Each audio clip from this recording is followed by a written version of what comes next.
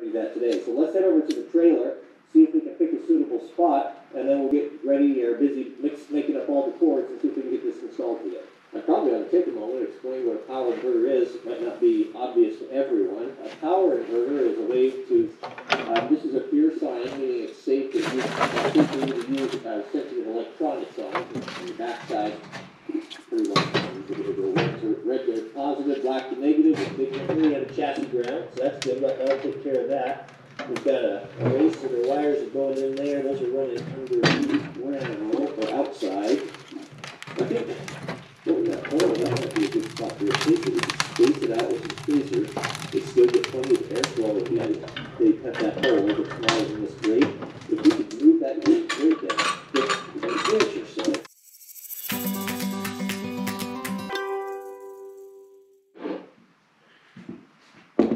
Hi everybody, welcome back to the shop. Got a little fire going, and it's not too bad outside. It's in the mid-20s, I think, outside. It's probably a little warmer in here with the fire going. It's been going for a little bit.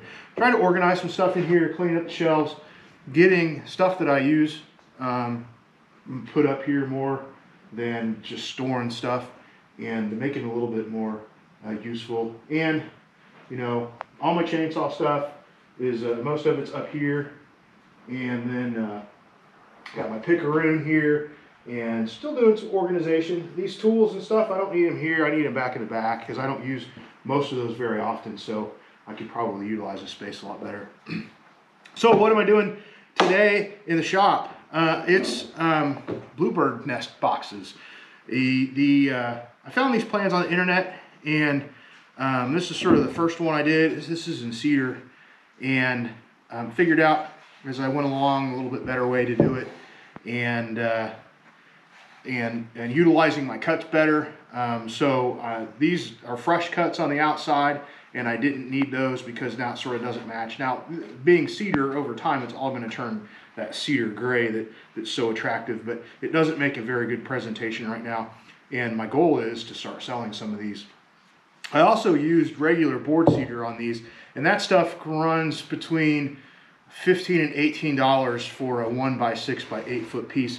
And an alternative that I found but can't find any, I've been to 2 different stores, and there are 3 different stores, is cedar pickets, but I can't find them. Those are like $5 to $7 depending on where you go.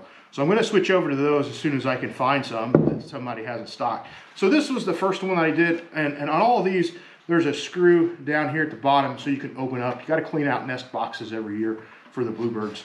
And so that's the first one that I did. And then the second one I did, I moved some boards around, and I made sure my cut edges weren't showing. And I did a little fancy thing up here in the front, and I think that looks sort of neat. And again, the screws down here so the door can hinge open and you can clean it out. And I've got an equal amount of board on the top and on the bottom on this one, and I angle cut these things, make it look a little bit prettier and a little decorative there. And then this last one, this third one, I made out of this regular pine, and obviously painted it red. Same thing, door hinges open, and I got my angle cuts on there. I didn't do it up there. And then another sort of different decoration on the front for that. And so I'm going to make another one of these here. I've got a buddy that wants one, and his wife actually wants one, and she wants to be able to paint it with the kids.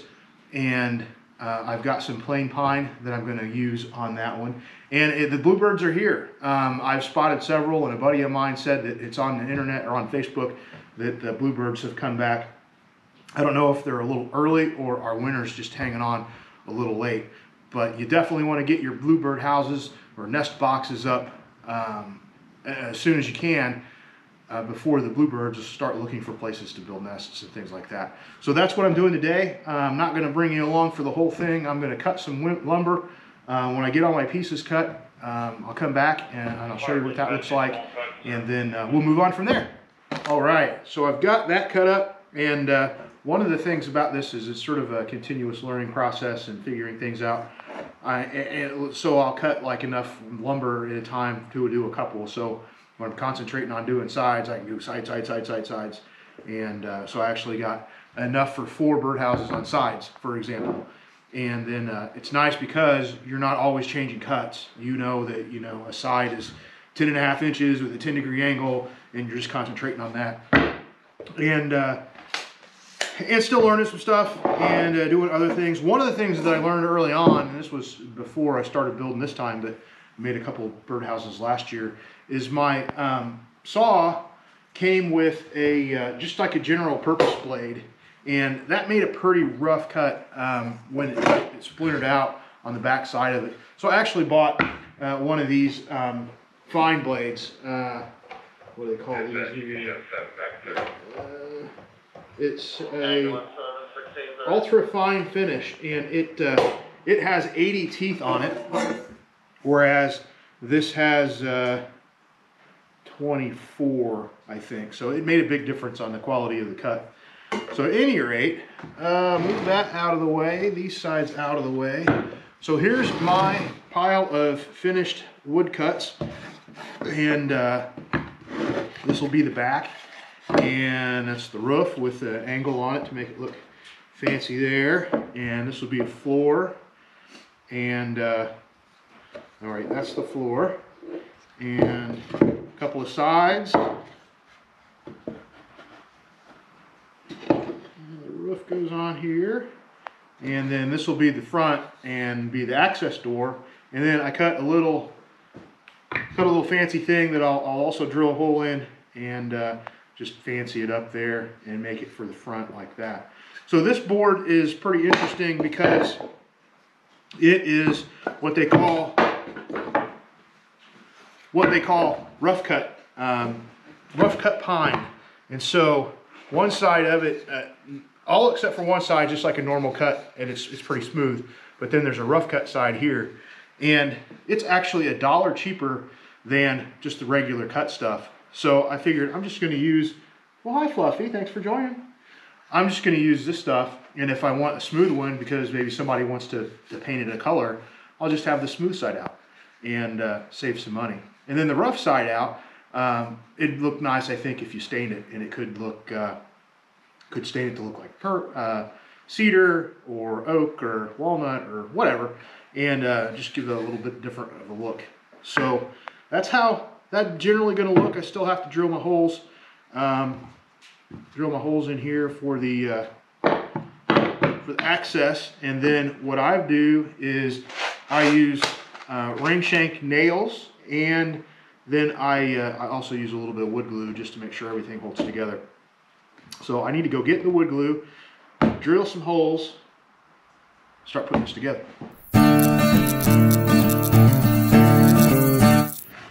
All right, so that's basically how it goes together. The door, you guys could probably figure this out. The door, you take that screw out, loosen it up, and it hinges up, and you can get in there and clean it out. And then you just put it back. And you're ready to go for another year. You might have noticed I didn't glue the bottom, and I actually have a little gap in the bottom. That way, if there's any water that should happen to get in here, it can hopefully, or it might leak out depending on how well they've done their nesting. But yeah, that's pretty much it. Did learn a couple more lessons on this one. I had painted something on here a couple of days ago, and that paint transferred over just on the surface, I'm sure. And since this one is going to get painted anyway, it's probably not that big of a deal. There you go. There's one more. This is actually going over to a buddy as a gift. I think I said that earlier. So that's it. Making birdhouses, selling them at the farmer's market. Y'all take care.